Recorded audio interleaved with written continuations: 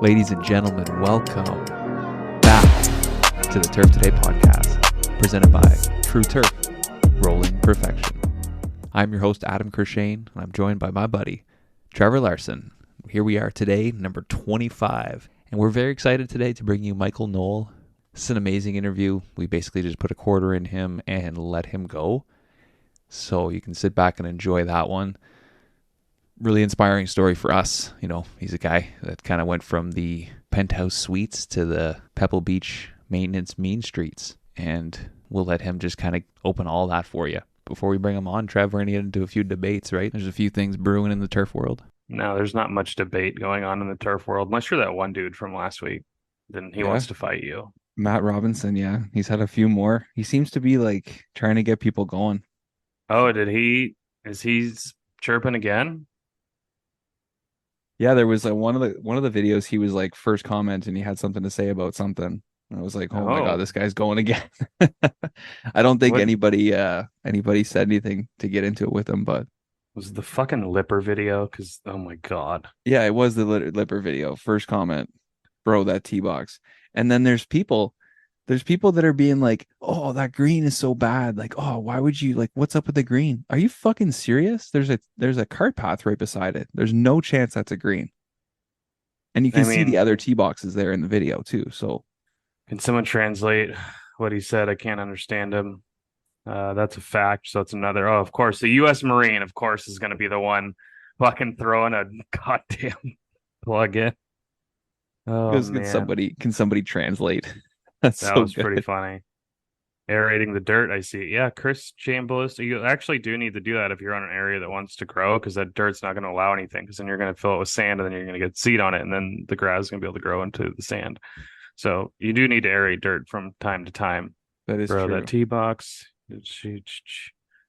Turf surfer. That's funny. I wish, exclamation point, my gums are gone because of that stuff.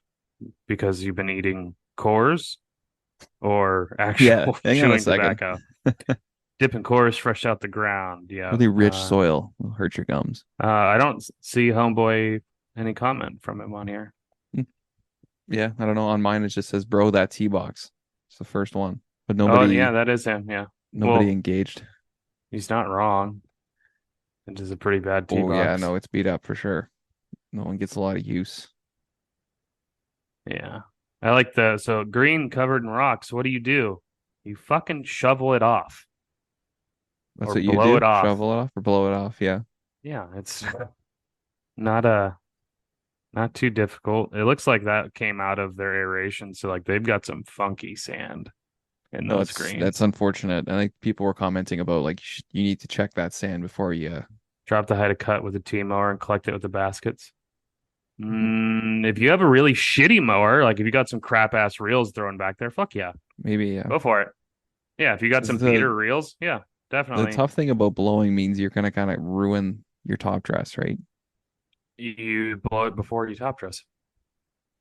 All the rocks? But then make sure the rocks are part of the top dress though.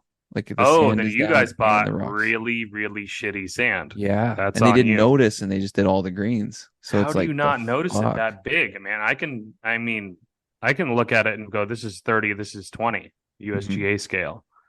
Like when you have them side by side, it's fucking obvious. Mm-hmm. How do you? Oh, wow. Okay. It must have been one operator going out, just not paying attention, just filling up, just top dressing, moving to the next green. You know what it could have been? Is sometimes they come and dump that shit. They probably dumped it on like the wrong pile. And then the guy scooping it up just scooped it up. Could have been something like that. Could be. And didn't notice. I mean, in that situation, I don't know. In my situation, in that situation of no staff, I would just brush that shit into the holes. Fuck it. Yeah? Yeah. What's just one layer something bigger is going to do? Yeah. I don't know. I didn't see that in the comments. One guy said to wet everything. Yeah. What would you? It's not good. What is it going to disintegrate the rock? Well, are you saying like wet everything so the sand when you go to blow doesn't move, but then the rocks? Oh yeah, in that case, yeah, that makes perfect sense. Yeah, that was the only one I like. Other than that, go out there and fucking pick them. Like I know it would take a long time, but it's like picking weeds. It's the only way to really get them out, you know. Shovel. Snow shovel. Shovel, Just broom. Some people said brooms too. yeah, there's a lot of things. What other video did you want to get into while we're sitting on it? Um, The dude putting the fucking core in his mouth is disgusting. Like, yeah. hey, funny video, I guess. You're kind of a dumbass, but hmm I mean, I So, get it. He's got a Sight One hat on, so that's kind of cool, I guess. what did you think about the semi truck driving across the fairway? Seen it, done it, not done Yeah. it, but it's seen it happen. Yeah, I mean, it is partly the driver's truck, partly the super's fault. Driver's truck. It is the driver's truck. It's partly the driver's fault. It's partly the super because if you got someone coming in like that, you have to map out where they're going. These guys are going to go from A to B. You hmm have to fucking map it out.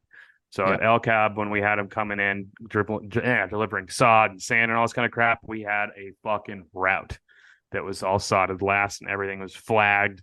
They got some until we noticed that it was the same drivers coming daily. They got escorted in, like especially when we had fresh shit down, because like they did one where they turned on it and backed into it because the guy kind of got caught and fucked that shit up. Yeah.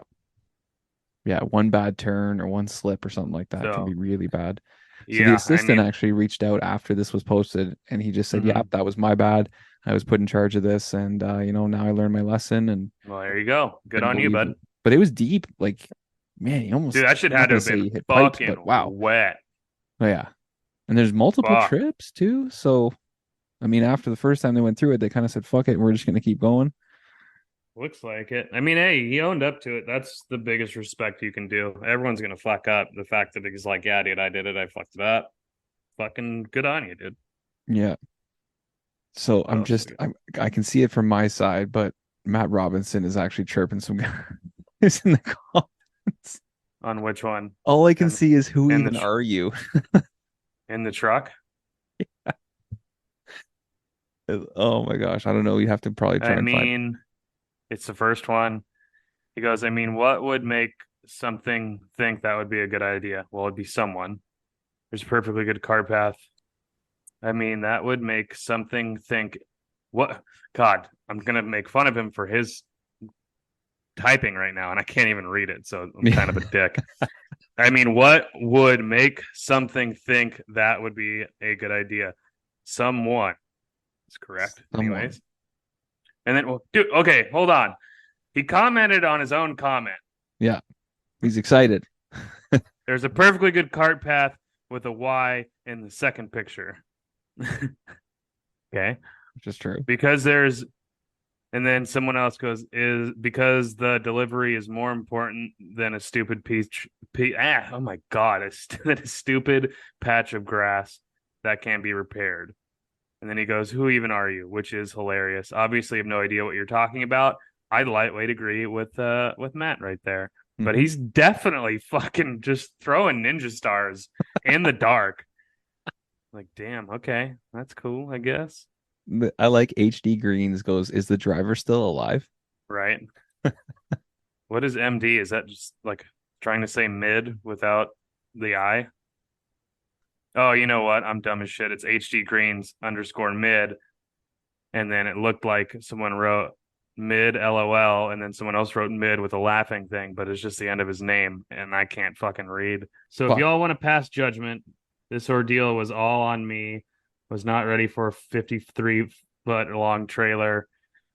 With everything that's going on, I panicked instead of replanning. It was an honest screw up. It's done, repaired.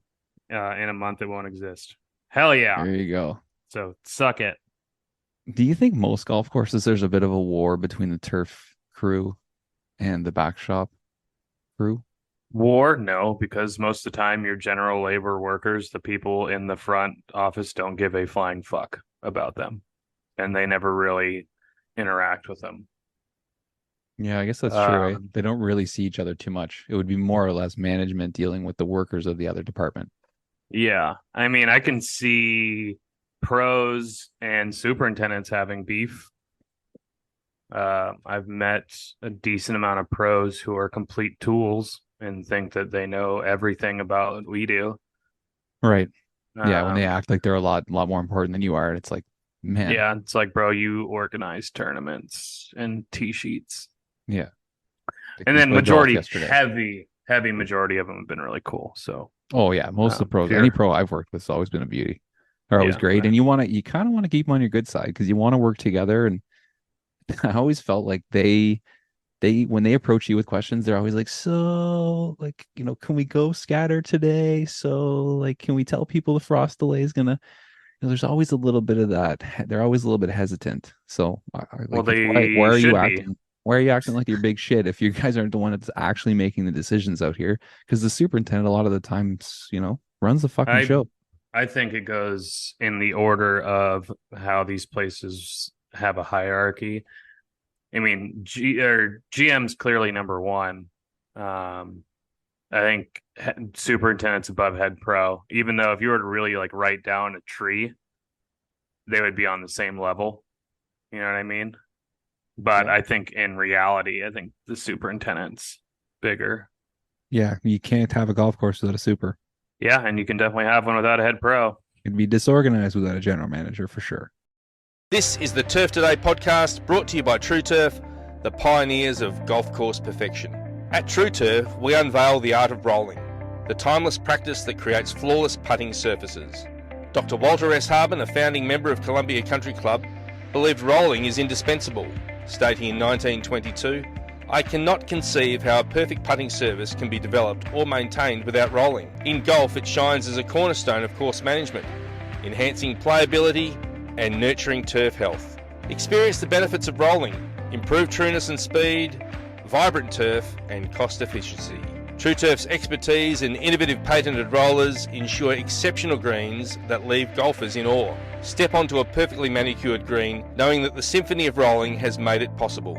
Visit True Turf's website for more information. True Turf proudly sponsors the Turf Today podcast, bringing you insights into the artistry behind exceptional golf course maintenance.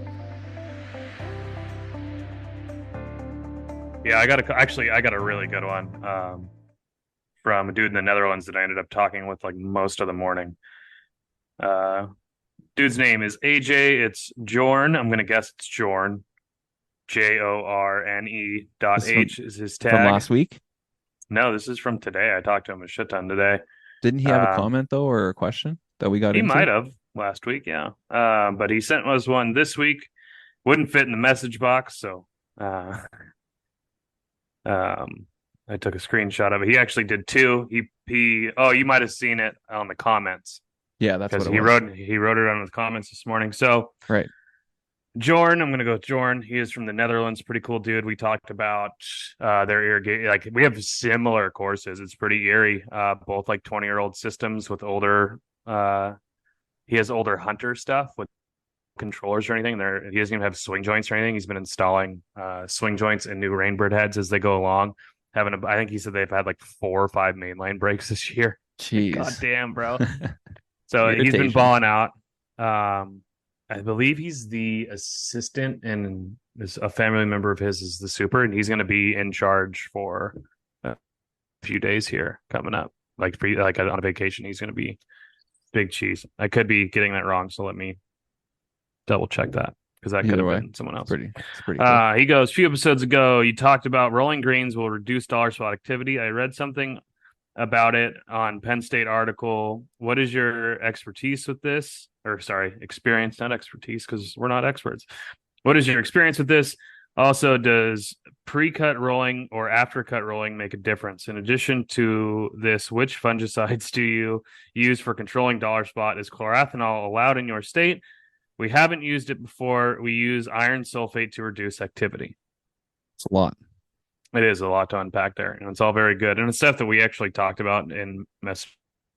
But I'll let you give your take. I wish that we had looked into this after talking about it, because I'm still wondering, the effects on, could you extend a spray in your program by rolling? I don't know. It'd be cool to ask an expert or somebody who maybe has tried that before. We have talked about pre-cut rolling, post-cut rolling. We've always been a post-cut roller. I don't know. Yep. It makes the most sense for the playability. Kind of silly to mow after you roll. Yeah. Presses all the grass down. So I gave him the advice. I dealt with dollar spot a lot at my last course, and sometimes I didn't have chlorothanol or DAC. DACnol works really well. I mean, you can use pretty much any fungicide. Just check the label. It's more than likely going to have dollar spot on it. It is available in California, and we use it. Chlorethanol, that is. And then you can help with dollar spot is reducing water, because dollar spot's going to come from too much heat, pretty much essentially humidity, and thatch is going to cause dollar spot. And a good way to actually get rid of it without having to use a fungicide is dollar spot doesn't like nitrogen. So giving an extra little kick of N will help reduce or potentially get rid of your dollar spot. Verticutting will speed it up a lot. It'll spread like a motherfucker if you're verticut.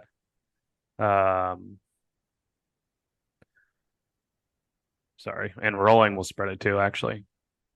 Yes, potentially. I mean, we talked about that today as pretty much just recommending using nitrogen if they don't have anything else to add, because he's got another good one. Oh, he was the one with the comment last week. He's the one who said, fuck the John Deere 2653. Oh, that's where it all started. So was there a story or something behind that? Why he was so pissed? About the 2653. He used to have one and some salesman sold it to us 8 or 9 years ago, and something telling us it was a Rolls Royce of a mower at the time, parentheses, before my time, before the current Super's time, and sold it as a T mower. So we moved to the T's for 8 years. If you know the machine, you know it's not suitable as a T mower. Getting the reels in the right cut is the worst. Needed to sledge it with my hammer every fucking time. He didn't say fucking, but he put FK, so I'm gonna fill it out for him.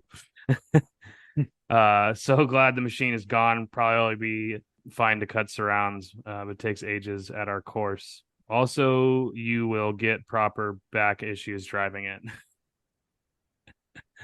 Shit. I mean, I had one at Spring Creek, and I had no issues with it. I mowed surrounds with it, that's for sure. I definitely didn't put it on the tees. We didn't have it as a tee mower. It was a surround.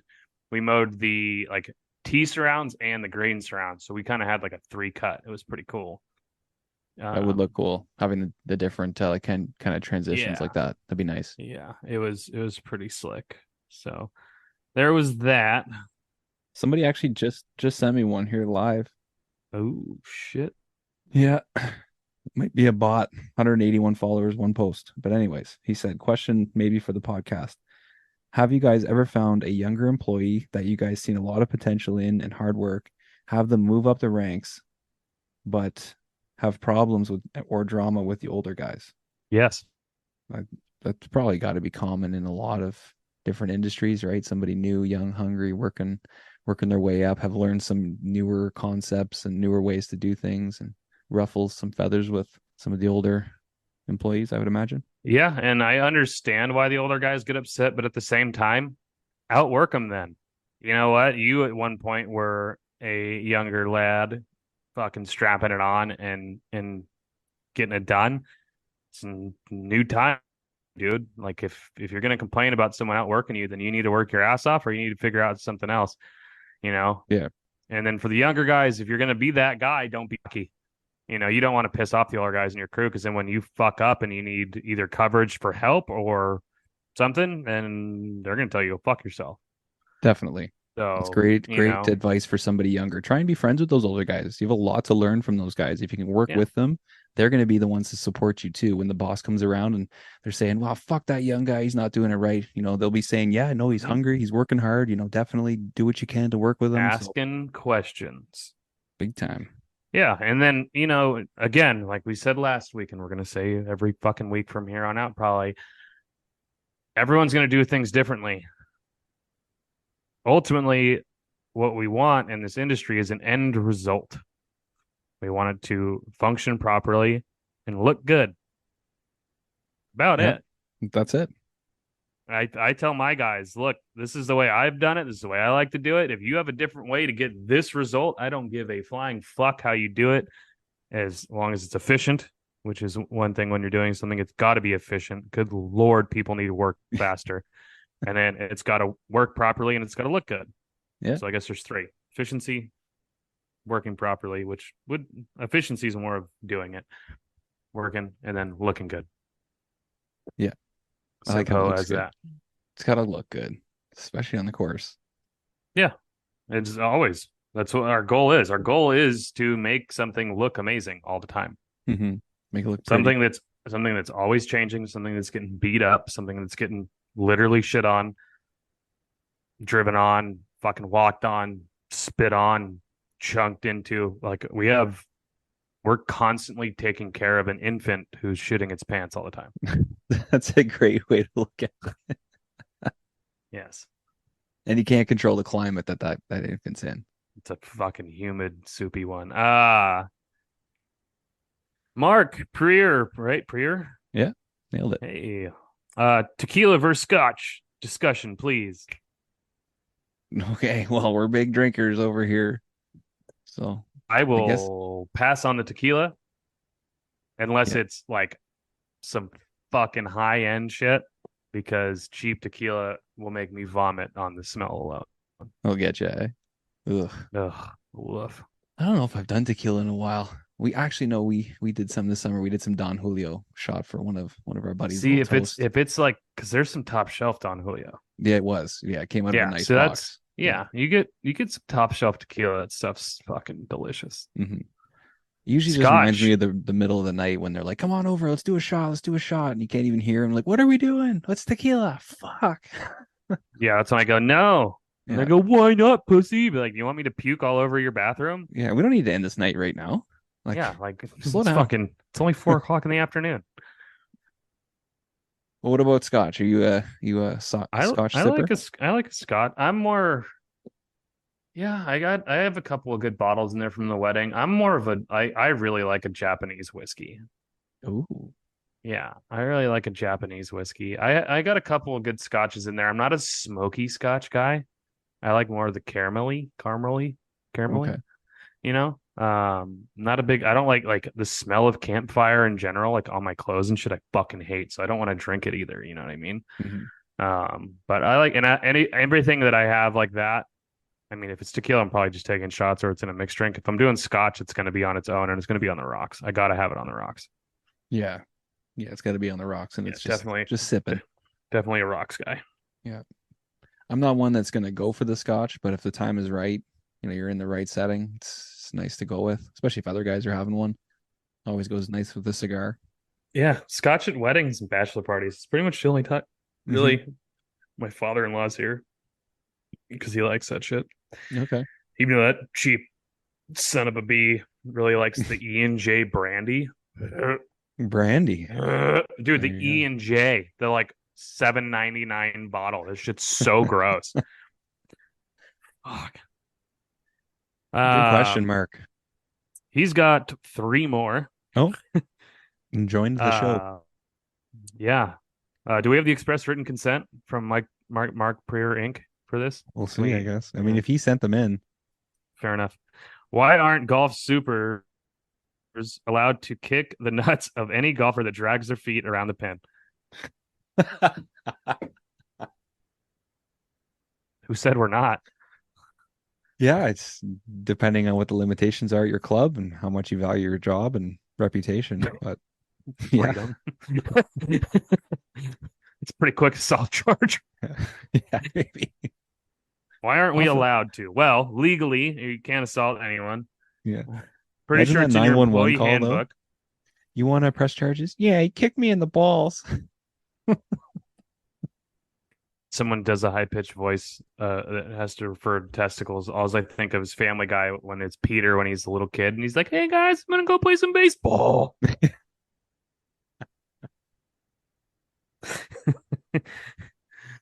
Oh my god! The old ball drop. Yeah. So the next one, he goes, foam kits versus dye packs for spraying, which is better? I've always been a foamer guy. I like just following the foams, and you kind of get what you can reach with your booms. I think it's kind of nice using those. But I've also seen guys spray with pigment and stuff and make that work too. So I like foam on fairways, dye on greens, because the dye will actually kind of protect the green a little, like depending on what dye you use, will kind of protect the green a little bit from the sun. So you like to use that. There you go. And now, all the way from Monterey, California, There he is. somewhere I'll be in like a week. Woo! There you go. I'm leaving tomorrow. Oh, I would say lucky, but it's really hard being lucky leaving Monterey. Oh, it's heading out to the opening LSU football game against Florida State. So I'm pretty stoked.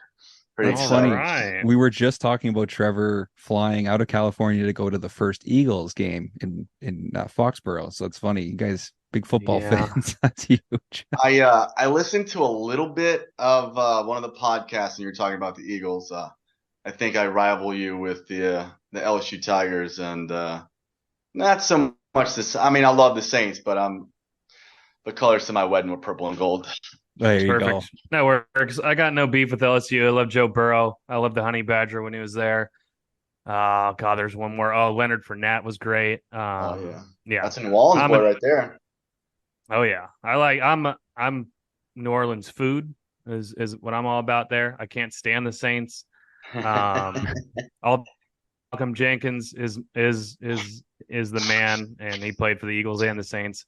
That's one of my jerseys.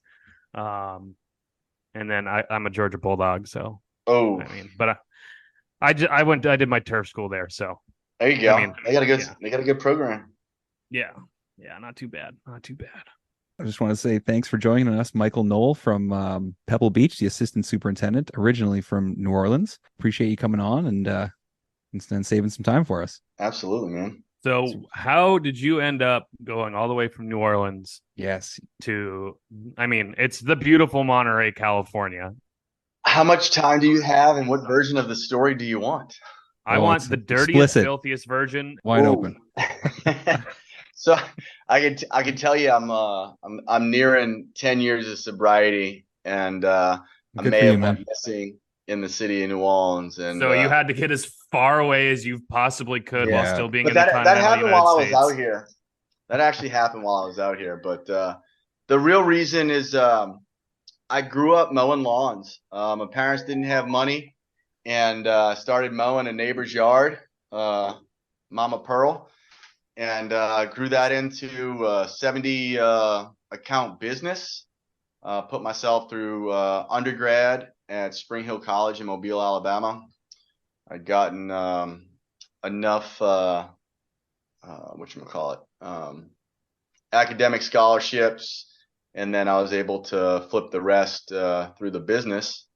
And my senior year came around, and we were preparing to go to the Gulf Coast to go see Velvet Revolver at the newly opening Hard Rock Cafe Hotel in Biloxi, and Katrina happened. So yeah, that was 18 years ago. Yes, 2 days ago, and I lost the service of the business. There was no lawns to be mowed, right? No, yeah. But I was able to save all of my equipment and everything because we were in it. We were in the storm, and I ended up selling the business that Christmas of my senior year.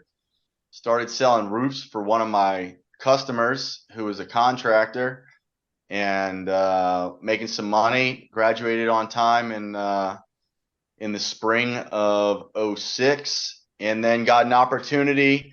My dad always told me I couldn't cut grass the rest of my life, and Little did he know. Yeah. Here we are. exactly. And the big thing was it was a professional school. I got an economics degree, a finance degree. I was honor society for economics, and I was gung ho that I was going to become some type of business consultant with no experience, and ended up getting offered a job. They came to me with this big corporation in San Francisco, inventory consultant firm that was trying something new, and hired a young, enthusiastic guy from the South to take over San Francisco. And it was money and title and all this, that, and the other. And I thought that's what I was supposed to do with the degree. And I hated it. I lasted in that career for almost 8.5 years. I remember when I first got there, they put me up in a hotel until I found a spot. and the hotel was next to a gas station that had a car wash. And this business was 365 days a year, 24/7.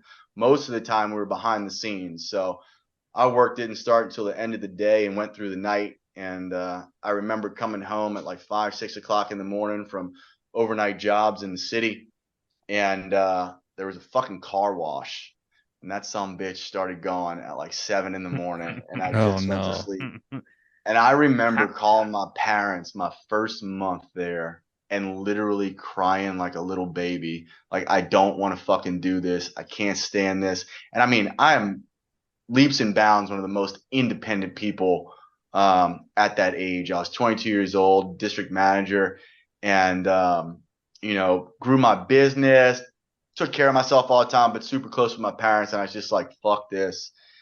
But I was always been taught not to quit anything, to see it through, and deal with it. You might be able to cry a little bit, but you gotta, put the big boy panties on and get through it. And this, I thought Katrina was the worst thing to ever happen. Katrina was a walk in the park. That was nothing. And people would talk to me, and getting no sleep, day in and day out, working for something you don't want to do, is a living hell. That was the first month, and I stuck with it for 8 years, climbing up the corporate ladder, making money. And I remember my office was in Daly City, which is a suburb of San Francisco, and there's a couple little golf courses right across the street. So my office was on the fourth floor, and it was like pane glass windows, floor to ceiling, two walls, a corner office, and I could see Lake Merced, which I was gonna say you could probably see TPC Harding Park, huh? yeah, so I could see Harding, I could see Olympic Club, and I could see Lake Merced. I couldn't see San Francisco Club. I didn't know San Francisco Club existed, so I got Not a lot of folks so tucked in there, and it's so exclusive. Oh, it's Because amazing. people, they immediately go, "Oh, Olympic Club," and you're like, "Well, TPC Harding Park is right here, and it's more public, and it's super dope." Yeah, and then I mean, what Gil's done to Lake Merced is just ridiculous. Yeah, And San Francisco Club, luckily, I've gotten the blessings to play there a good amount, and that place is absolutely insane. I bet it's But so dialed. I had my clubs in the office, and I'd stand on the window with like my head on the glass staring down. And it was during the whatever, I think it was US Open at Olympic, which would have been in the early 2000, between 2006 and 2012, whatever that big tournament was. And seeing all the cars and everything, and just dreaming like, I do not want to be here. I just want to be there. And knew nothing about the industry. And then you fast forward a few years, I met my wife. We got married pretty quickly. Living life, making money, about to buy a house in San Mateo. And my drinking was super bad. I hated work. Anxiety was terrible. Depression was terrible. During January, I'd sleep underneath my desk because we were so busy that I just couldn't go home. And I knew January was just going to be 30 days of like no sleep. And that sleep deprivation is the worst torture in the world. And it broke me, but I stayed there for 8 years, and I started drinking bad, getting into drugs. Nothing too crazy, just some cocaine. San Francisco, Yeah. And that started ramping up, and I started seeing doctors for different things, thinking that I had mental issues. And I went home to New Orleans for a long weekend, and I went missing, and some craziness happened. And there might have been a tab of $60,000 that got racked up at a little place. And I came home, and I came to, and it was unreal. I couldn't believe it happened. 2 weeks later, we do a flyover in Vegas, and then go to LA for a bachelor party. And it's literally like the scene of a movie. Like, I get there, I can barely walk. We muster up the energy, or I muster up the energy. We go clubbing all night, go to the strip club after. And end up, another situation happens and I go to get on the plane and my ID's missing, my credit card's missing. I know where they are, but I need to make the flight. The hotel was in my name at the penthouse at the Lowe's Hotel on Sunset Strip. And it was like God punched me in the stomach. And I ended up getting on the plane without an ID and got a courier service to go get my ID and credit card and overnight it to the hotel in LA, and ended up just completely blacked out, penthouse, dying in the bed. Like, I mean, it was the worst sickness. 2 years prior, I had torn my esophagus, and that was nothing in comparison to how I felt that weekend. And ended up having my last drink on the flight home from there. Got sober that Monday, and haven't had a drink since. That's for a whole nother podcast. It's a crazy, wild life. But I worked in that career for another year, and I thought if I got sober and got everything together, I'd love it. And what ended up happening was I found out I hated it even more. Like, I mean, I detested it. And on a Thursday, in the middle of August in 2014, I woke up and I told my wife, I'm done. I'm not working here anymore. I'd rather shovel shit than strike another key on the keyboard at this job. And I went in and I quit, and they had no idea that I was going to quit. And they were kind of blown away. And I left, and I took like 3 months off, just messing around.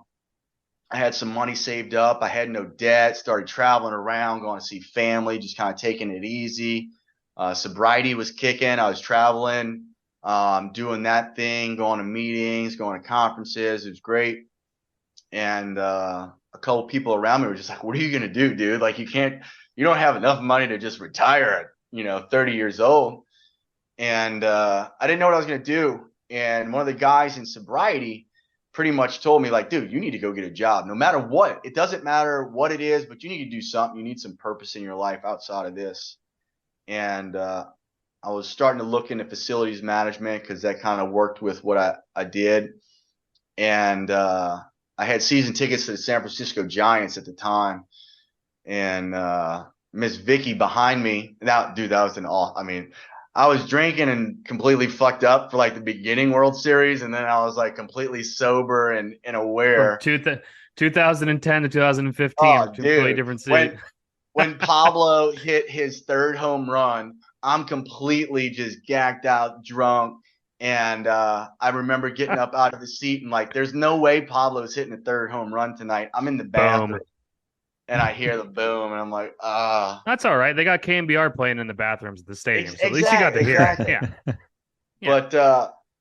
But Miss Victoria asked me, during one of the playoff series, she's like, what are you going to do? And she's like, if you had all the money in the world, what would you do? And I'm like, man, I'd build a baseball field in my backyard or a golf course and take care of it. She's like, well, why don't you work here? And I'm like, for $15 an hour, you crazy. Like, I'm not doing that. She's like, why? And I told her I was worried about what people would think of me, right? I have this image issue. And she's like, you care? And she started pointing at people in the crowd. You care what this person thinks? And like, I'm working through this in sobriety and everything. And then the guy that's working with me in sobriety asked me a very similar question. I told him the same thing, except he took it to the next level. And he said, what are you going to do about it? And I fall short sometimes being arrogant. It's a lot better these days than it was back then. And I got arrogant on the phone with him. I said, you know what, dude, I'm going to go to a golf course tomorrow morning. I said, I'm going to check into, taking care of a golf course. And he said, good, let me know how it goes, and hangs the phone up on me.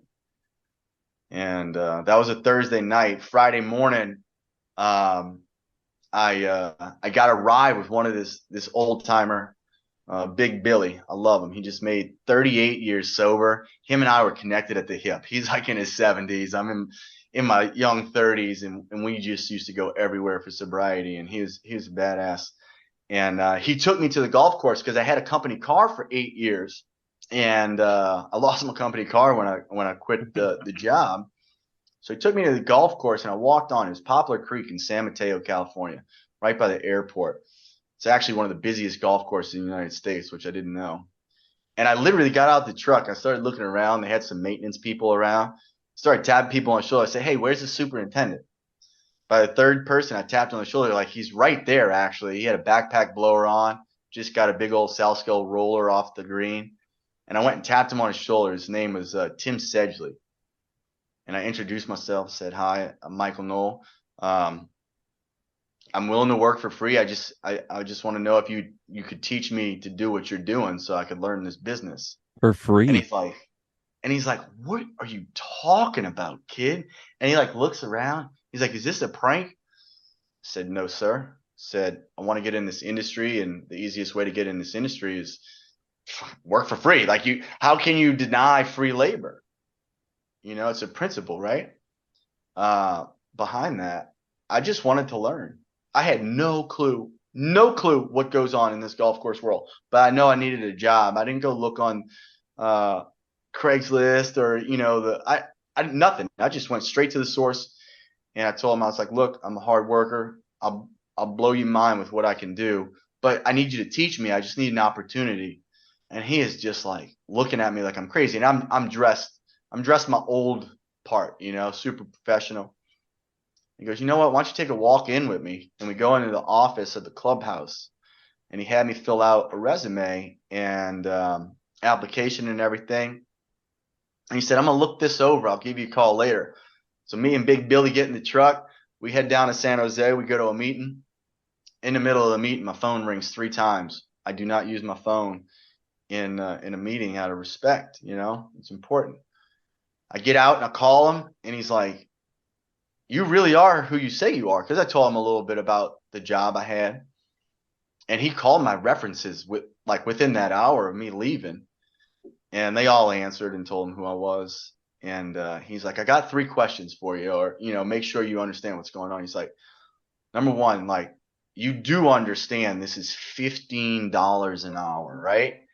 And I'm like, it's $15 more than I'm willing to take. I was like, beautiful. He goes, it's not a full-time position. It'll only be 1,000 hours in the fiscal calendar year. I said, perfect. It's 1,000 hours more than what I was expecting. And he goes, lastly, it seems like you've been in an office in a suit and tie for the last 8 years. He goes, you do understand this is manual labor, right? I say, yes, sir. And he goes, all right. And he's like, let's start the process. And it ended up being a city union job. So what happened was the night before I went and saw them, they had a city planning meeting.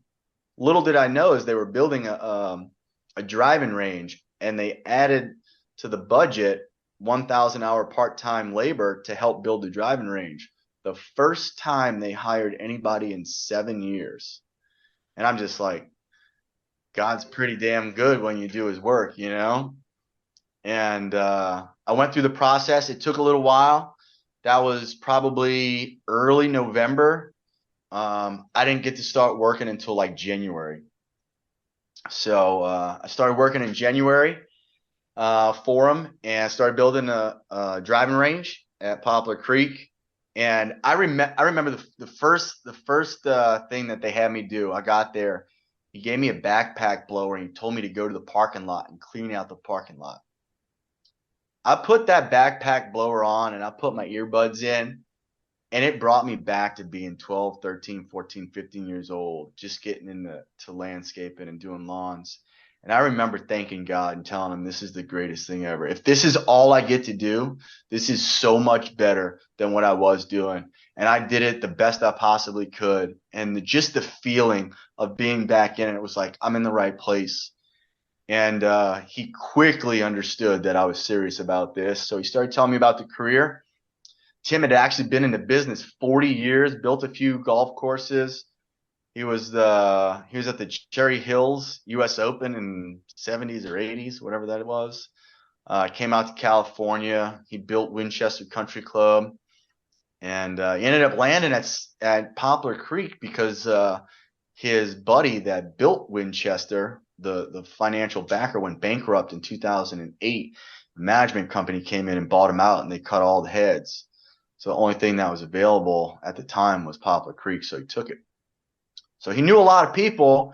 He told me about the University of Rutgers program, which, I was pretty decorated in academics. Had 2 bachelors in science, honor society, and minor in literature.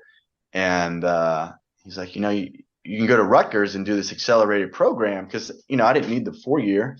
So I looked into it and ended up going. My wife stayed here at in San Mateo. We had a condo downtown. And my wife was completely supportive. She saw how miserable I was in the last career, and she knew this is something I wanted. And she bet on me with me. And she stayed home and managed the house and pretty much had the income to support me to go to school because I was making pennies, right? And I went to school, and Tim one day, he was on the GCSAA board, Northern California board, and he mentioned to me one day, he's like, hey, where are you thinking about doing an internship once you get out of Rutgers? Because there is no position here for you.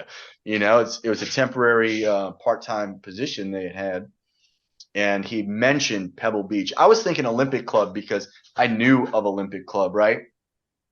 And he said something about Pebble Beach, and I was like, that's where I want to go. And he's like, really? And I said, my mother and father-in-law only live 40 minutes north. I can live with them and intern there. He tried talking me out of it for a full month. He's like, dude, you don't want to go there. It's slave labor. They're not going to teach you a lot. They're just going to use you as labor, this, that, and the other. I was like, fantastic, bro. Like, whatever they want, I'll do. Like, I'm super easy. Like, I wanted to get in, and ended up getting an internship there. I remember going in that gate the first time ever and typing in the code to go to the entrance through the maintenance shop and just shaking, crying, literally tears of joy, like just to have the opportunity. I didn't get the job yet. I had to go interview. I remember getting all emotional, and I got through that gate, and it was just, if you've ever been through the Pebble Beach maintenance gate, it's a little avenue of oaks, kind of a tunnel, and then it just opens up on the 11th tee, 10th hole of like everything. Actually, it's that picture above me. That's number 10. That's looking south. It's looking north when you drive in, and it's God. I mean, it's heaven on earth.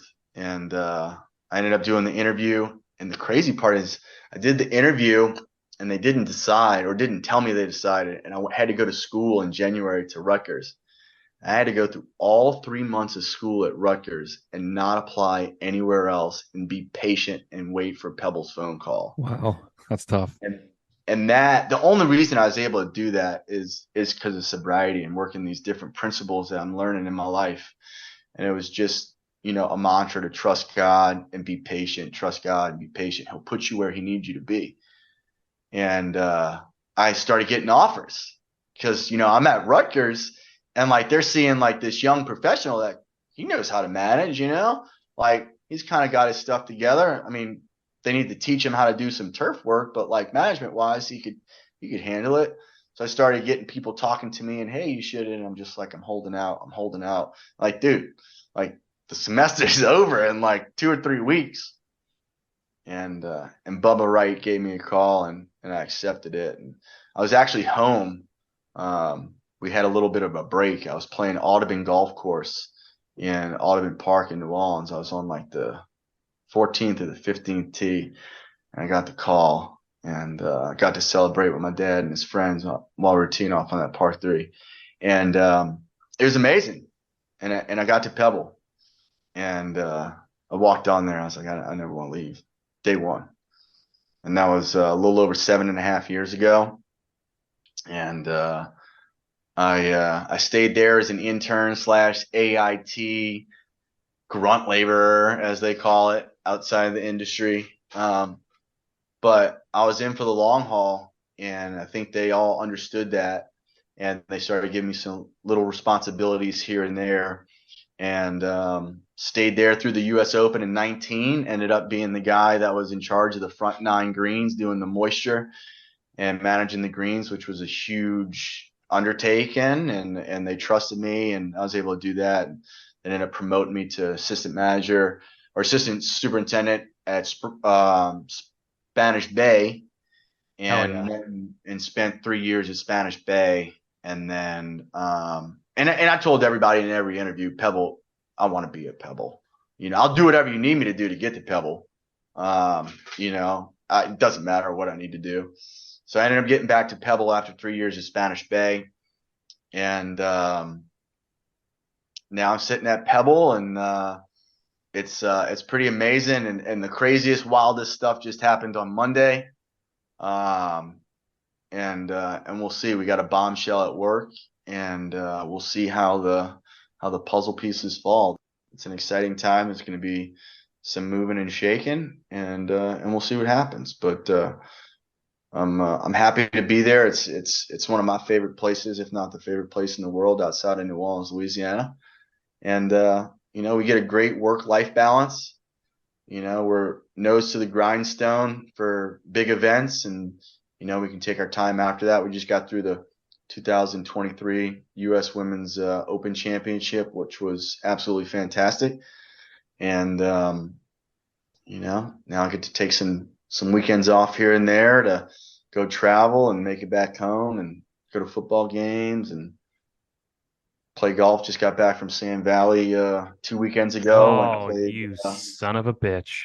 Dude, top 5 in the country resort. It is an absolute golf mecca. And what Mike Kaiser's doing and how he's doing it is industry changing. And that guy, wow, he knows what he's doing. I mean, building these golf courses for pennies on the dollar, dude. Pennies on the dollar. Yeah, and they're just flawless meccas of golf. Yeah, they're insane. I was there at the Open in 2019. I went 2 days. So I saw your handiwork firsthand, got to see Tiger up close. That was fucking awesome. That was the first time I met Tiger. Yeah. You got to meet him? That's the first time Tiger met me. Hey, oh, shit. We, I like saying that. It was Sunday, the day before practice rounds really started. And we had just did our big volunteer meeting with all the volunteers. Nobody's on the course. Course shut down. A few people were playing. And none of the volunteers have badges to go inside the ropes. Ropes are up. And I know Tiger's on the course. And I go to number 5. And he's got sheriffs walking with him. Like, he is the big cat's on property. And I'm trying to take some TDR readings and some firmness readings and whatnot.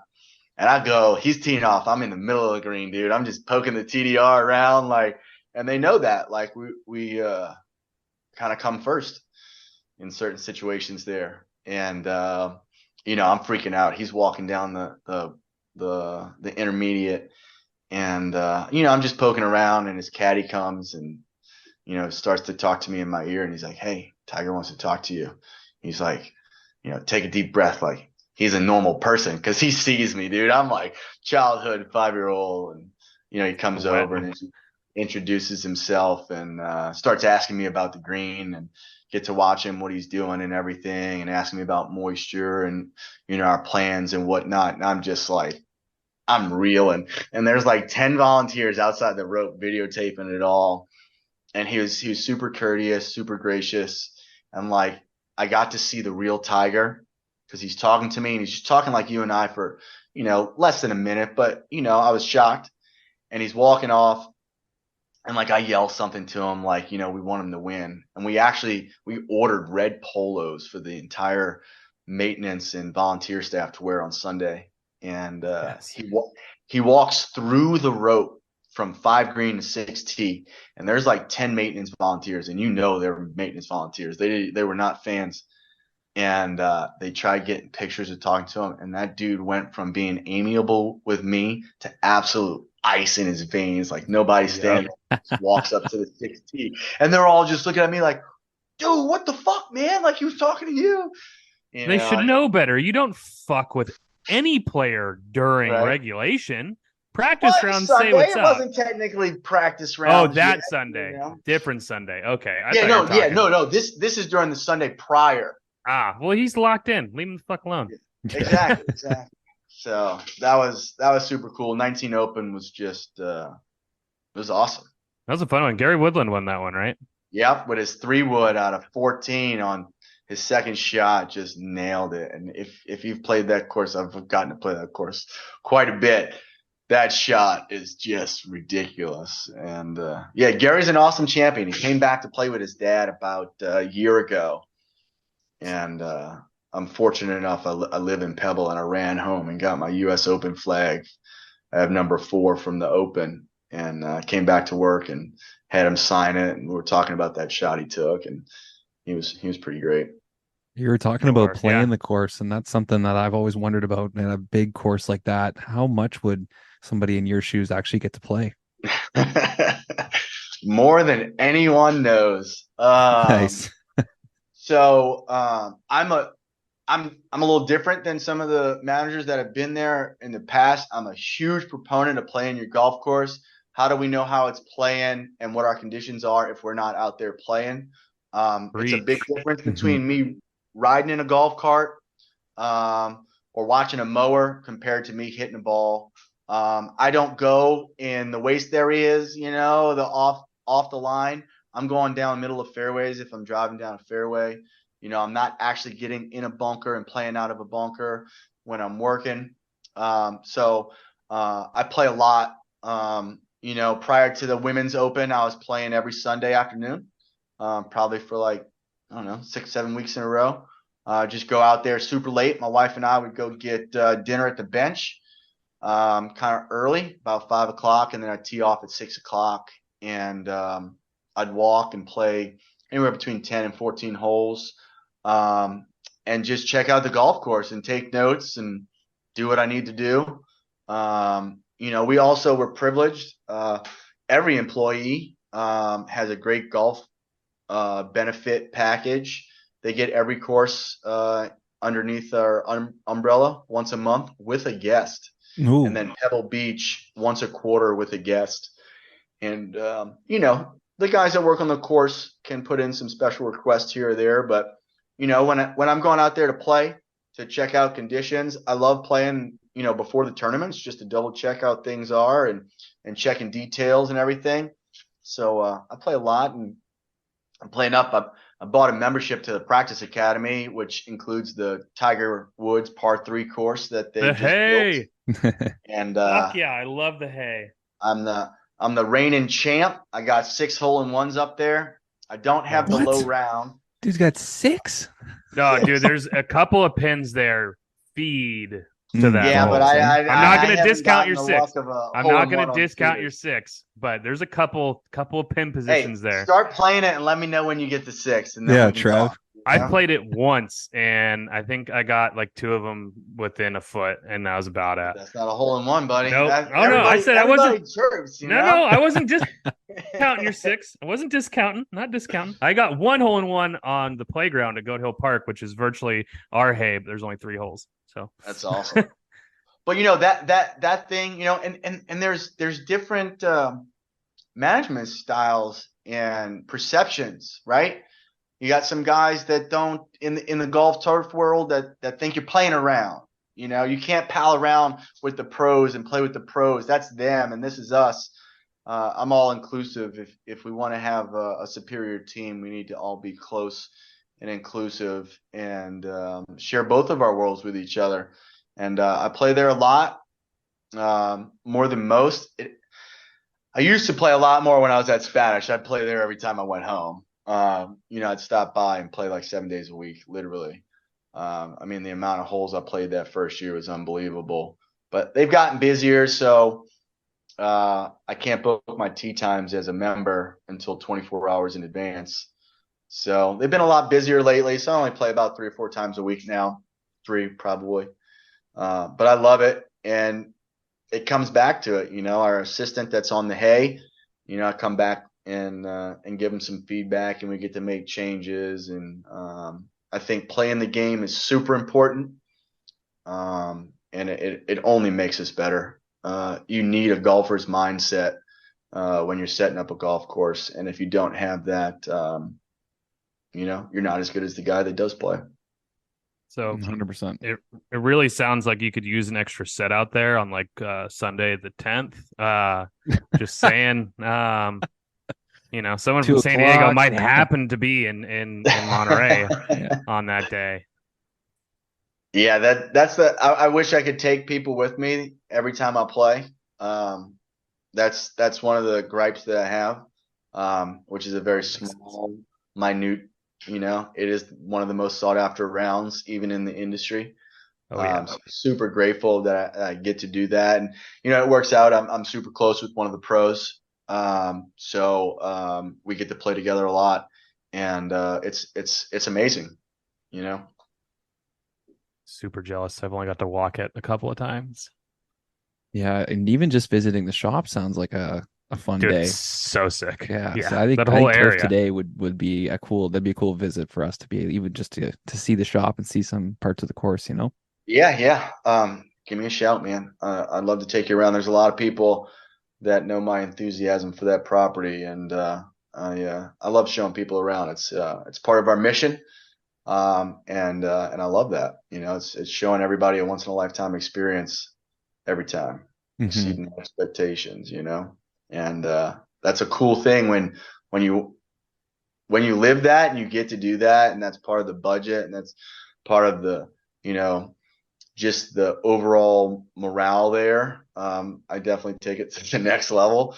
But I love it. Yeah, and look at how far you've come, man. Like, you know, it's you're a true testament to somebody who's realized they had a problem, decided to make a change, put their pride aside, and has worked hard. And now, years later, you have so much to show for it. And anybody who kind of comes up behind you, whether it be your family or people that you're learning from or learning from you, they're just going to be so much better because of it. So from us, Yeah, man, we're proud of you. You got to keep that going.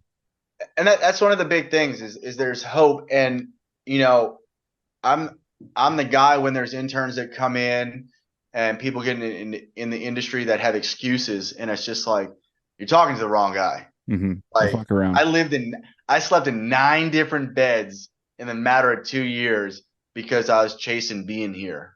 Whether it was going to Rutgers and living in different places or surfing couches here because we couldn't afford to have two places, you know.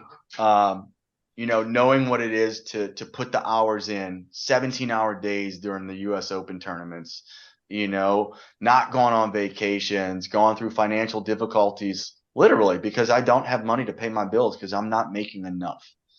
And And Monterey ain't cheap.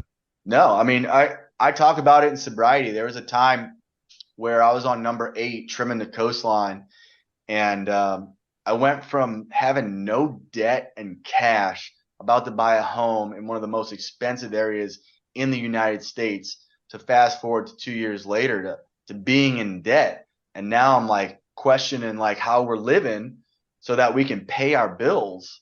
And it was getting on me, and I'm standing on number 8 contemplating suicide. Literally, that's real.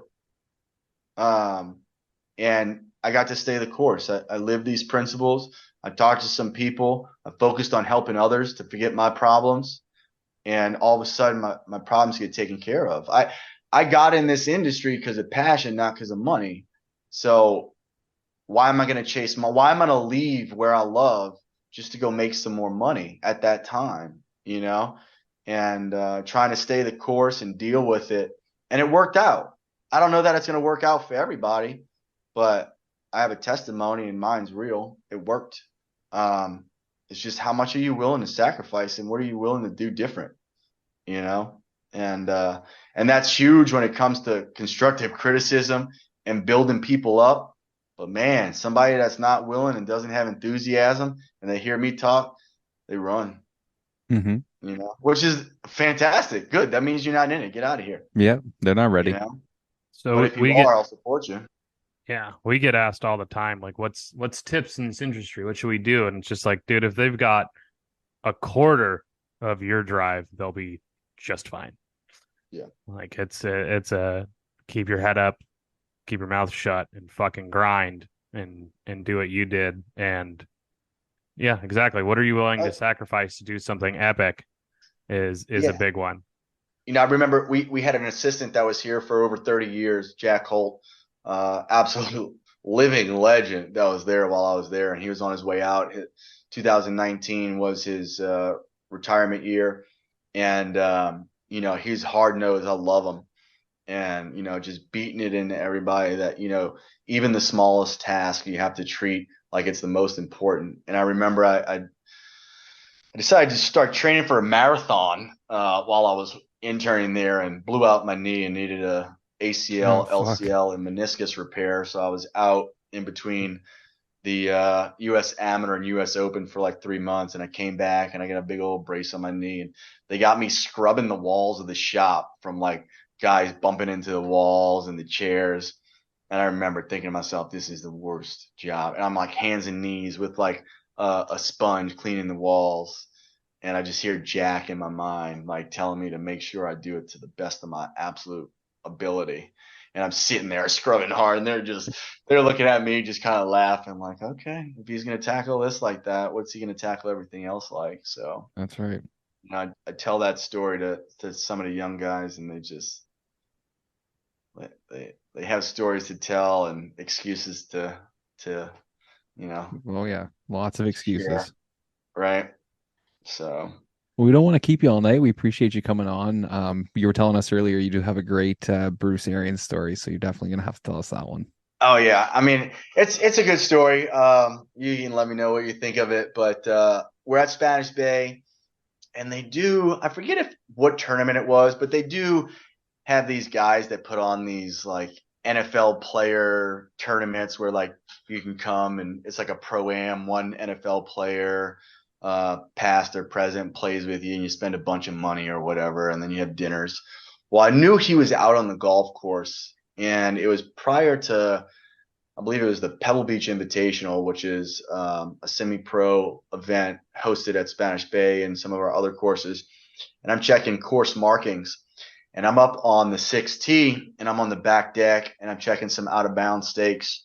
And his whole group's on the gold deck, and I'm watching them tee off, and they see me, and we kind of start talking for a second. But I see a guy off to the distance of the group, like ahead of the golf carts, like looking back, and it looks like he's got a camera. It looks like he's got his phone out like this, but he's trying not to be seen. And I see that off of my peripheral vision, and they're like, now they're completely engaged talking to me, and they're trying what I know now to distract me. And I'm talking to them. They're asking me what I'm doing, and they're pointing at what I'm looking at. So like I'm turning around, looking at it, and I walk up to my golf cart, and they put like a fake snake on the floorboard of my golf cart, and they think like they're gonna get my reaction of like freaking out or whatever. And I just hurry up and like go right at the snake and like grab it at its head and like throw it at them. And they all just were they were like pissed off. They're like, dude, we thought you were gonna freak out. And I'm just like, come on, guys. Bruce Arians is like, here's a contract to the Buccaneers or the Cardinals, whoever he was coaching at that time. They were expecting me to freak out and get a good laugh, and they didn't get it. I'm not afraid of snakes, so. Jeez, That was got the story. I don't know how great it is, but it's my Bruce Arians story. It's pretty good. Bruce, from all I've heard of him, Bruce Arians is a really good dude. Really fun to be around. Just a kind of a goofball, like you said, with that prank. Yeah. All the superstars that come and play have been pretty amazing. You know, Tom Brady came for his suspension week. We were just open, really renovated live after Deflategate. He was, it was his entire family stayed at the property. They were the first ones to christen the hotel, and they're the only group I've ever seen with like 12, 14 people in the fairway doing whatever they wanted first out. So that is one blessed room. Oh, Giselle and Tom. It was everybody, you know, all his extended family, the kids, and got to meet him. And, you know, he was super gracious. And, yeah, all the stars have usually been pretty awesome. Well, you get the benefit of having them at one of the most beautiful places in the entire world, at a place where it's kind of hard to be upset and pissy. Yeah. Right. You can't be a dick out there. Come on. Oh, you can, but it's hard. It's usually the guys that don't really have the money that are the ones that get pissy or like try to throw their weight around. All the people that have the money and the wealth are very respectful and very gracious. It's the guys that are, you know, trying to be something they're not. Like, do you know who I am? And it's just like, nope. No, cool website, bro. I have no idea, dude. Like, you know, sorry, we got like 4 billionaires living on property. Yeah, can't keep go track shoot of your all 95 and move on. Yeah, so, but you know, it's pretty awesome. Everybody's usually in a great mood and very gracious. So. Nice. Insane. Was there anything else you wanted to talk about? This is kind of your episode and customized for you. So if there's something else you wanted to, I would say I'd plug if anybody's out there struggling, anybody, having issues with drugs or alcohol. How can I share this story without, we I love the spot that I get to be in because I get to do something that I love, but my purpose in life is to help the suffering alcoholic. That's everything in my life, and I get put in a place where I get to be around a lot of people, and one of the things that touched me the most in the U.S. Open is there were I know for a fact there's two people that are sober today that probably wouldn't have been sober. We got to help them out. We had some people that were volunteering that were also sober and I connected with, and we didn't know this prior. And I'm very open about my story. And, there was one guy that might have made some decisions that were going to ruin his trajectory in his career.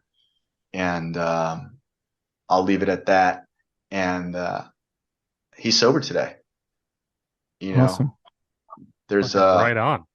a superintendent in the area that reached out that was struggling one day, and he was an assistant at the time, and he's a superintendent now, and he's sober, and he's doing well, and he's clear-headed, and if anyone out there is struggling, I know it all too well, whether it's mental illness, suicidal thoughts, alcohol, drugs. You can reach out to me. It's super easy to find me. I'm public on every forum. I'm Michael Knoll. My phone number is plastered everywhere. I do a lot of outreach, and I raise money for men's mental health in the month of November. And anybody I'll answer the phone at any time of the day. Everybody knows that. And if I don't, I'll get back to you, and I'll go dance with the devil and go to hell because I know the way out. And if you're struggling, reach out. Your wildest dreams, you can't dream at that time. I couldn't dream this life when I got sober. I just wanted to stop drinking. I was happy and content blowing a parking lot at Poplar Creek in San Mateo, and I was content.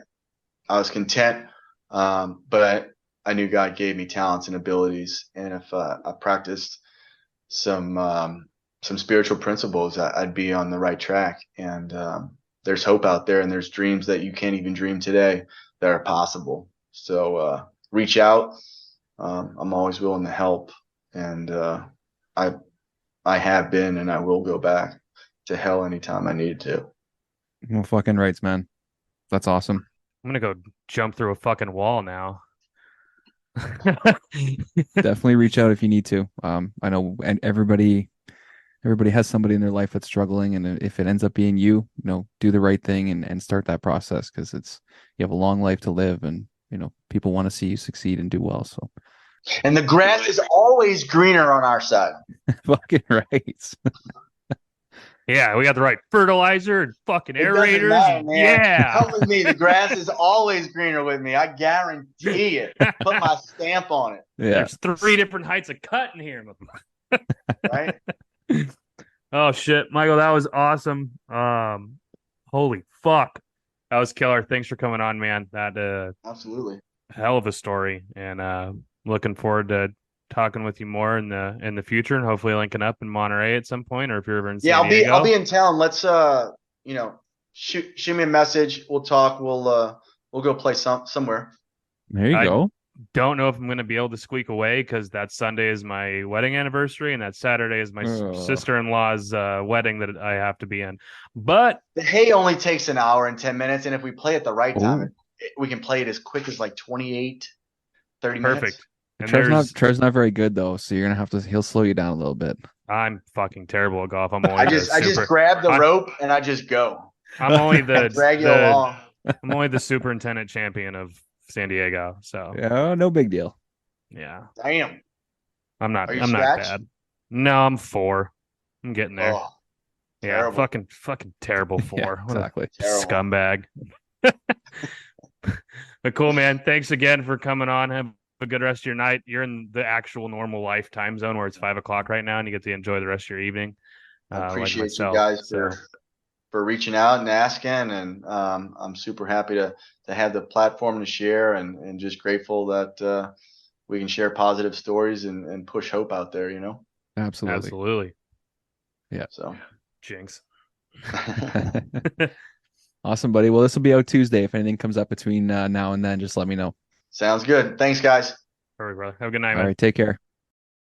Whether it's the side of a cart path, end of a cart path, or concentrated traffic area, TrackMats has the product for you to ensure you won't have to go back there and fix those typical wear areas again and again. By simply installing the track mats on top of sod, seed beds, or pre-existing grass, you can ensure that these areas will be protected for the long term. Once the grass grows through the mat, the crown is protected, and within 4 to 6 weeks, you won't even know they're there. Used widely across North America, track mats is a proven solution to prevent wear and reduce maintenance. Go to trackmats.com, that's TRAQMATZ, or check them out on Twitter/Instagram to connect with their team. Wow, that is probably my favorite interview we've ever done. We didn't even need to be here. He could have just fucking done that himself. That was fucking unreal and fantastic. What a story. What? Holy smokes. Mm-hmm. Now, if I wasn't wearing socks, they would be blown off. And they would have been blown right off. Fuck, man, that was insane. What a fucking guy. It's cool to hear such a story that is, there's so many ups and downs, and yet he sat on the up on like all of it, and his wife sounds fucking awesome. Yes. Yes. Huge shout out to Mrs. Knowles. Knoll, not Knowles, Knoll. Beyonce. And like, damn. That was a really cool interview, and hopefully people enjoyed that. It's a little bit different than what we're used to, but we always want to try and push those positive messages. So, for what Mike has done in his life, it's pretty great. And like he said, people that need to reach out to him, or anybody that you can reach out to, definitely do it. Definitely gonna have him back for some more Pebble stories. Yes, Yeah. definitely. All right. Well, should we jump back into the old questions? And then we'll do our new segment at the end. Folks, we got a new segment. We'll tell you at the end. Do I know about this new segment? Yeah, we talked about it when we first jumped on the call. No, I don't remember. That was hours ago. Yeah. Back to Mark. I mean, there's a fucking movie being written in front of us. Yeah, there was. Mark, why do bad things happen to good superintendents, like vandalism or shitty bosses? Well, I mean, bad stuff happens all the time. It's kind of your the way you look at it, right? I remember reading this earlier and having a really sarcastic answer. And I don't remember what it was going to be. Yeah. I feel like it's I all can't be relative, negative right? anymore. I feel very After all positive. that, Yeah. Why do bad things happen to good superintendents, like vandalism? Vandalism happens to shitty superintendents too. Yeah, that's part of being a superintendent. Shit is gonna happen. I get what he's asking, and Mhm. I'm sorry, Mark, to disappoint you and let you down and really rain down gravel on your situation. I don't have a good or funny answer for you. Yeah. I would say bad things happen to everybody. It's just really highlighted when it happens to good people because you don't want to see that shit happen to them, right? I don't even want to see it happen to a bad superintendent, to be honest with you, just because I like golf courses that When much. it comes to a golf course, yeah, I don't think anybody in golf wants to see anything bad happen to the courses. There's only one golf course that it wouldn't hurt my feelings. So we'll go with Voice Talks. Dave, do you too see yourself doing any other career other than golf turf? I don't know. We're doing a bit of media right now, but I want to open a Build-A-Bear. do you? Yeah, 100%. That's I want to build all the that's- teddy. I that's the couldn't do it. business model. Fuck. Oh my God. Or a chain of pancake houses Yeah. to rival Waffle House. Yeah, I don't know. I got into the industry not really knowing my route. I think most people that know me would say I didn't really want to be a superintendent, but it was a goal. It's an end goal in this industry. Starting turf today and getting to do this side of turf has been a lot of fun, and it's something that I hope that Trev and I can kind of keep expanding on. But after this or outside of this, I don't know. I'm a sports guy. I love the game of golf. I love hockey. We'll see where it takes us. But for now, we're enjoying doing what we're doing. I loved this industry a lot, and this current course and situation I'm in is unfortunately like killing it. So I'm not necessarily looking for an out per se. I hope another opportunity comes above. So until then, especially after that fucking story, it's kind of some get up and go. But I do a lot of design work outside of turf, but it's all in golf. And so, I mean, if an opportunity were to arise to do that full time for a golf company, like I'm never going to get out of golf. We can put it that way. You're a golf guy. Turf, yeah, turf I could see getting out of. It would be tough to do. It would have to be the right situation. Right. Yeah. I'm fortunate enough to live in the area where all the major companies are. Mhm. They're all 30 minutes from my house. TaylorMade, Titleist, Callaway, all of them are all right there. So, I'm pretty lucky with that. But I don't know, it'd be tough. It'd be tough to leave turf. Yeah. Doesn't seem like it right now, because if I were to get a call and say, hey, your entire course is on fire right now, I'd probably dance. Bad. It is still technically August. It's the 31st today, but hey, it is still August, so hopefully tomorrow's a little better. Is getting fixed on the 7th, The apparently. 7th. There we go. It only took 9 fucking months. Yeah, we've been talking about that shit since the start of the podcast. 9 fucking months. Brutal. The heat, okay. That's it, dude. I could be giving fucking birth. Not me personally, because men can't do that. My course could be giving birth to another baby course in the amount of time this happened. Oh, Colin. I don't know about you. I frequently correspond with Colin, whether it be really shitty jokes making fun of Australians or Fosters, and him doing the same to me about Bud Light and Americans. We get lots. Yeah. We get lots from Colin. He's Colin engaged. and I go back and forth quite a bit. He goes, keep up the work. Interviews are informative, interesting. And then he likes to do like the little robot, like flex arm is his move. That's his guy. Yeah. Yeah. So that was cool to see. Another question, last one for me, is from Gabe. It's G_Abe3. Is verticutting necessary for bent grass greens? Haven't done it for 5 to 7 years. What do you think? So mine's kind of like a blend. We verticutted a little bit at Spring Creek where they were pure. It really depends on your area. You want them real firm, real fast, verticut them. You can help them get them down. If you're in a hot and humid area, or bent grass can still get kind of thatchy.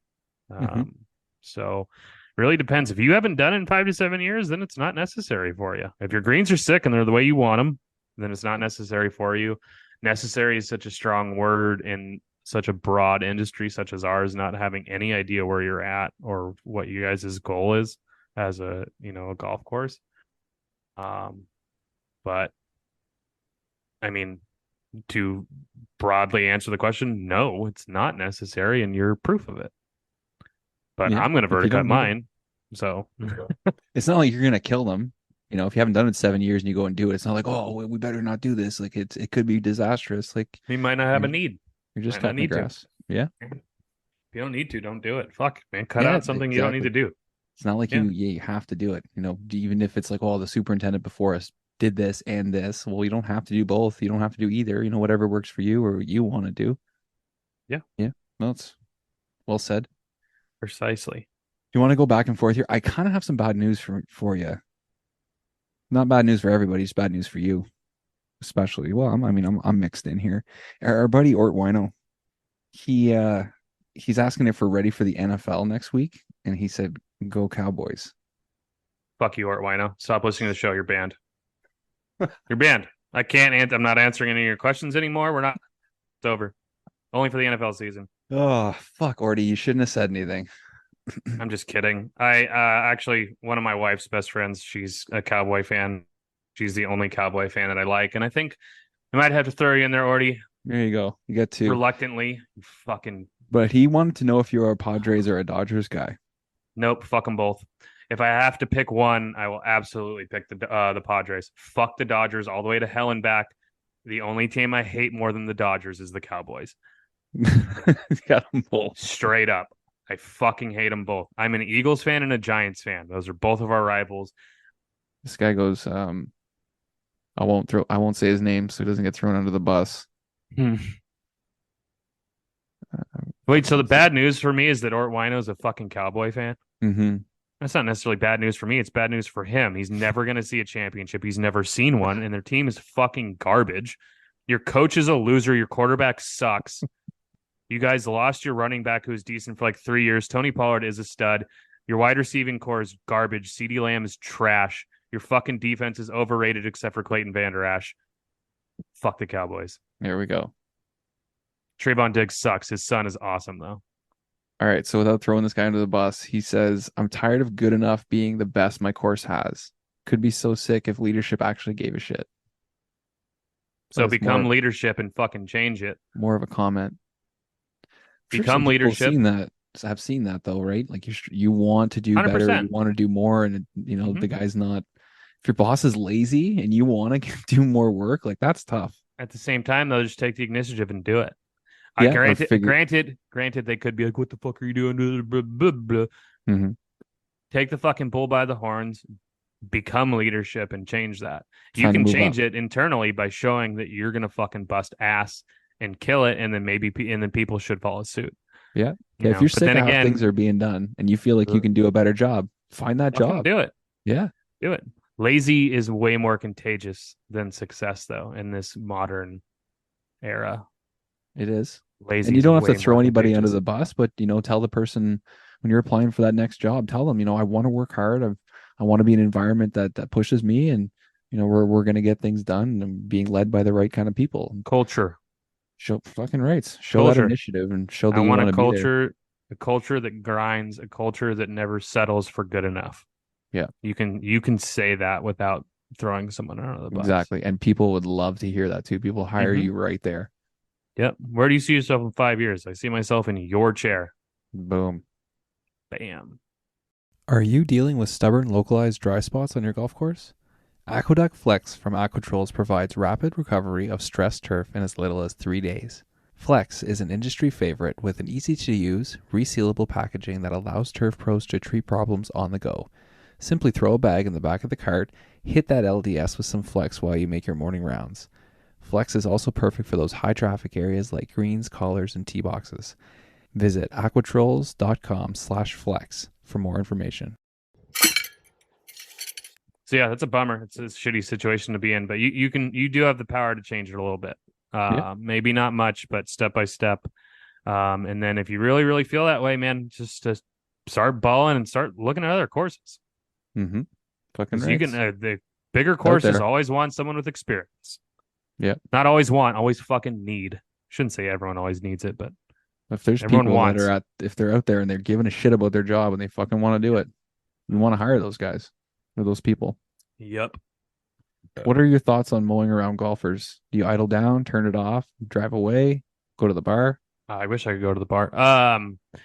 Depends on what you're mowing. Greens, obviously, you want to go off to the side. I idle down. I'm at a public course. We have shit to do. We're not at a country club. If I'm mowing rough, I will stop until you hit the ball, and then I'm going. And then I don't give a Right back flying on. fuck where you're at. I'm going right back on it. If I'm doing, in my case, I just call it shortcut. We have little openings around the greens, more like a big green strand. There is no fairways, but for all intents and purposes, if I'm mowing fairways, I'm going to pull to the side, wait for the shots to go, and then I'm going.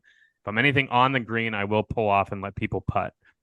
Same with the tee boxes. If I'm on a tee box, like mowing tees, I'll get off to the side, idle down, but I'm never turning shit off. I'm at a public course now. Country clubs, it all really depends. I've worked where they're like, hey, don't turn the shit off. Just get 30 feet away and you're good.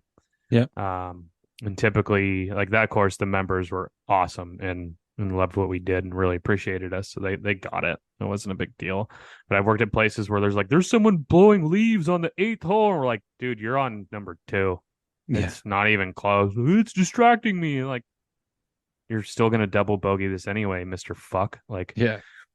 um, It's a double-edged sword. I'll tell depends you where this. you're at. Yeah. I'll tell you this little story. So these kids missed raking these bunkers one time. So I went back to this hole, little par 3, greenside bunker. It's right beside the green. So I'm raking this big bunker by myself, and it's making a little bit of noise. So the lady goes to putt, and I just stop. Mhm. Right, as you do. And she turns around, and she looks at me, and she goes, "Excuse me, you don't have to stop for me. You can just keep going." And I was like, "No, it's fine. I didn't want to make any noise." Yeah. And she goes, "No, like I'd rather you just keep your head down and just keep working." She didn't want to watch. She didn't want She you to doesn't watch want me her. watching the shot. She wants me to keep working, keep my head down and going. And I'm like, wow, okay. No. You're giving her too much credit. She didn't want you to watch her putt, and No, that's it. I get it. I get it. So I go back to raking. The next lady's about to address her ball and putt. She goes, "Excuse me." So yeah, she goes, "Can you stop raking, please? I'm about to putt." Okay. So then the third lady addresses her ball, and I'm just staring at her. I'm kind of like giving her like the what am I gonna do? What am I gonna do?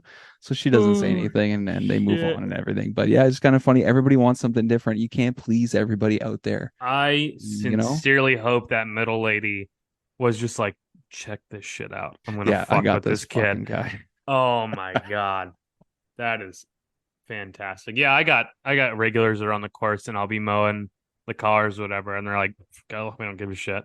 I'll be right. I'll be 6 feet from them mowing. Yeah. And they don't give a fuck. Yeah, they almost get angry really with you, like, come on, keep going. What are you doing? Oh, I've never had that. Most of the time, people are always like, just keep going. You're good. And I'm like, oh no, I'm fine. I'm like, I got plenty of time. And they just like giggle, and I'll like kick my feet up, pull my phone out. I'm like, mandatory break. And they always laugh. Just something funny. Yeah, you're on a golf course. Have a good time with it. Yeah, it all depends on what your super thinks, or or if you're in the super, whatever you want to do, man. Mm-hmm. But me as a golfer, I mean, obviously I work on the maintenance side, so I know that we have things to do. None of it ever bothers me, I can almost promise you that no one listening to this podcast is good enough at golf to complain about a fucking noise in the corner of their ear. Unless it's a sudden noise. I'll give you that. If it's a sudden chirp, bark, or what the fuck ever. But if someone's mowing and it's a constant hum, if it bothers, none of you, including myself, are good enough to be annoyed at that while you're playing golf. So what if there's a road beside the course and there's cars driving by? You're gonna get everybody to stop so you can tee off. Like number 7 at Goat Hill Park is literally called the highway hole, and you look to your left, and it's Highway 5. It's fucking 4 lanes on each side, fucking humming. You can't hear shit. And 8 tee boxes just to the left. I can't tell you how many times we're sitting there. Either our group hits into them on accident, like it's their tee side, or the other group behind us hits into us. And we're like, oh, you roll up like, dude, we're so sorry. We're screaming forward. We're like, dude, no one can hear shit. You're all can't good. Hear you, like, man. Can't hear a fucking word. Holy shit. Well, we were playing at the Highlands in Ottawa a couple weeks ago. It's beside an international airport. Oh yeah. The planes are landing like right beside you as you can't hear a fucking thing out there. Bro, we've played out at like Miramar or at Pendleton Marine Memorial, the military bases out here, and there's the fucking fighter jets practicing, or there's the fucking Blackhawks flying in formations and shit. Like, you got literal military activity going around. You're playing golf. You can't complain about shit out there when you. Can you stop raking, please? I'm trying to putt. Yeah, never mind the 7 fucking helicopters flying 60 feet above our heads. It's so sick though when they're out there just like full force, like flying around. It's fucking. You get a insane. Golf game and a show. It's pretty cool, dude. It's fucking. And you just look up, you're like, what the fuck is that thing? And it's just like some just death machine. So if we didn't get to your question, hit us up next week. It's been a long one with Mike. We are gonna jump into our new segment, which is called Fact of the Day. I just learned this the other day. If you go to Google and you type in Fact of the Day, it'll actually give you a fact of the day, something you don't know or something kind of crazy.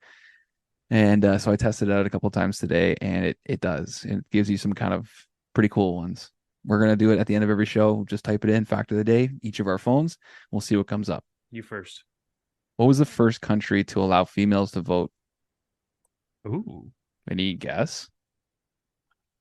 What's the time? What time frame? Uh, Late 1800s. First country to. It's not. I mean, it's not the U.S. England, somewhere over there. New Zealand. New Zealand. Oh fuck it. New That was Zealand, yeah. sick. 1893. The U.S. allowed it in 1920. Yeah, I was gonna say they weren't too far off. I knew it wasn't 1800s though. No, but 27 years later. So there you go, New Zealand. First country to allow women to vote. Why do we put candles on top of birthday cakes? Huh. I would say something to do with like back in the day it was really dark, so you needed to be able to see the cake. I don't know. Okay. Where's my cake? Let me put a candle on it. But there's only I'm not 1 years old today. Some believe that the tradition of birthday candles began in ancient Greece when people brought cakes adorned with lit candles to the temple of Artemis, goddess of the hunt. The candles were lit to make them glow like the moon, a popular symbol associated with Artemis. So it goes back to the moon. Now I want a Birthday euro. candles. Now you want what? A euro? A You ever had a euro, yeah. euro? Oh fuck yeah. We Or call a them gyro, shawarma. as some people call it. We Ooh, call them shawarma's good shawarma too. up here, yeah. Interesting. Killers. That's weird because in Greece they call them euros. Euros, So yeah. I don't know why fucking Canada would go and change shit. I think it's more Lebanese than Greek. Oh, they might But- just be a different yeah. little twisty on it. I don't think so. like the lamb though. I'm not a Okay. lamb guy. I will Yeah. get a chicken euro. Everything else on the euros solid. The Greek sauce, Mm-hmm. fucking always fresh Tzatziki. tomato. The fucking oh yeah, dude, it's so Oh, good. yeah. I made homemade of that shit. Oh, Fucking right. I'm gonna make zucchini boats with buffalo chicken Ooh. tonight. Yeah. People thought they were gonna miss their little snack portion of the show. Fuck you. Dip in. What did I have the other day? I want to say I had something good. I don't think I did. Do you guys have Little Caesars down there? Hot and Fuck yeah, sweaties? dude. Little Caesars bangs. It's not bad. I had it for the first time in a long time the other Dude, day, and I was like, wow, this is good. And it was cheap too. I So, had friends that worked there. Oh, there it is. I had friends that worked there and back in the day, and like they use just fresh shit. okay. They don't fuck around. It's Yeah. it's fresh. The only time it's not fresh is when it's sitting in that little hot box forever. But I could give a fuck. A Little Caesars pizza is awesome. Crazy Yeah. or the what is it? Crazy bread? Oh, The hot and sweaty. dude. All about it. You can't beat the Domino's Parm Bites though. Yeah. Those shit on crazy bread. Yeah, it's good. Domino's but, Parm Bites but are now Domino's got rid of the Cinesticks. Now they're doing Cinebites. cool. I don't give a fuck. Give me the Parm Bites. Yeah. I want all the Parm Bites. I All always bites. order the 36 pack. Wow. And is that with cheese and marinara sauce? Well, not cheese, no. It has No. it has the parm on the bites, obviously, but Yeah, I there's not guess like you don't extra need- cheese. No. Yeah, you get the marinara, of course. Although you don't need it because they have all the fucking oil at the bottom. You just All right, folks, that's gonna do it for us. Go grab a No, it's- snack. no, it's not. I'm not done talking about food. Perfect. My boy hits me up. He goes, "Yo, this place, Nico's, this little pop up down here in San Diego area, Nico's Fish Market. It's this dude and his buddies. They go out and catch fucking fish, and then they go out and they have a pop up, and they do like a lot of poke bowls. They're fucking killer. Oh my fucking god, yeah. so good. Pokeballs are And good. then I don't remember what kind of fish it was, but they do this fucking fish burrito. Like I don't know how well you're gonna be able to see that bitch. Yeah. Oh, But it's like wow. black beans, avocado, rice, and then the fish. It's all battered and fucking dialed up. And then they have this, what was it, guava, habanero sauce. Hmm. Okay, that sounds pretty good. Holy fuck! I got this. We got this burrito on August 5th, and I haven't stopped thinking about it. Mhm. A life-changing burrito. He still got the picture. August 5th, Yeah, he still got the picture. bro. It was fucking phenomenal. Yeah. It was So- so good. I always stayed away from fish tacos. I would never order them. I was always like, no, I'm not doing that. Staying Not away until from you them. come to San Diego. I tried them not too long ago. The Hmm. next time I'm offered a taco, it's going to be a fish taco. Depends They on where will you're at, man. You don't change want to your fish life. taco. You don't want to fish taco in like Nebraska, No? a landlocked state. You really want to fish taco? Well, maybe they're bringing it from the right place. I don't know. They're probably not You're meant for bringing me fish. I want to be able to smell the fucking ocean. Nice. That's not true. Boston's right on the water. Clam chowder in Boston's fucking amazing. Is that the white or the red? I never remember that. All right, man. I think we should wrap her up. The Wrap It Up box. Dave Chappelle's kit. Look it up. Keep those fucking real sharp if you can. Babies aren't dishwasher safe. It's great advice. Was that one of your facts of the day? Daniel Tosh. All right. Peace, bro. Later.